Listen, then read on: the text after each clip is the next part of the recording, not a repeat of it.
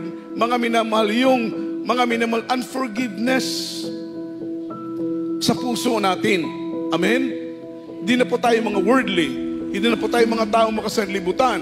Tayo po yung mga Kristiyano na, anak ng Diyos. At ang sabi ng Biblia, binago na ng Panginoon ang ating puso. Pagtanggapin mo ang mahal na Panginoon, maglingkod ka sa Kanya na may katapatan, ganapin mo ang Kanyang kalooban, babaguhin niya ang puso mo. Hindi lang ang puso mo, maging ang Espiritu na naghahari sa iyo. Yung dati mong puso na matigas, papalitan ng Panginoon ng pusong may laman. Palakpakan po natin ang ating mahal na Panginoon. Kung dati-rati hindi ka marunong magpatawad, tuturuan ka ng Diyos magpatawad.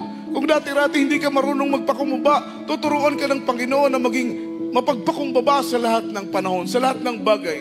Kung dati-rati napakakitid ng iyong kaisipan, konting problema lang aburido ka na, konting problema lang galit ka na, konting problema lang tormented ka na, mga minamahal, pag naglilingkod ka sa Panginoon, mga minamahal, pagkakalooban ka ng Diyos ng malawak na kaisipan. Kaya malalayo ka sa gulo. Amen? Dahil magkakaroon ka ng malawak na kaisipan galing sa ating pinakamamahal na Panginoong Kristo. So ang sabi rito, practice forgiveness. I-exercise natin, i-practice natin ang pagpapatawad sa mga tao nagkasala sa atin. Yung mga worldly, mga minamahal, kahit umabot pa hanggang kamatayan. Meron akong narinig na hanggang kamatayan daw hindi kita mapapatawad. Amen? Hanggang kamatayan, hindi kita mapapatawad. Just imagine yung mga salita na yan. Yan po'y binabanggit lamang ng mga tao na matitigas ang puso. Amen?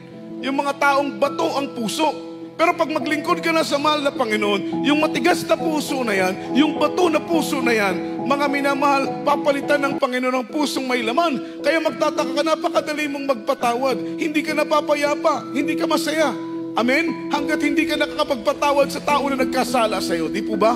Palakpakan natin ang ating mahal na Panginoon. This in my own experience, hindi ako, mga minamahal, napapayapa. Hindi ako masaya. Hindi ako panatag kapag may galit ang puso ko. Aywan ko lang sa inyo.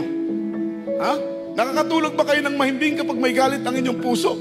Payapa ba ang puso at isipan ninyo kung meron kayong galit sa puso? Mga minamahal, kapag totoo kang Kristiyano, umiibig ka sa Diyos, hindi ka masaya, hindi ka payapa.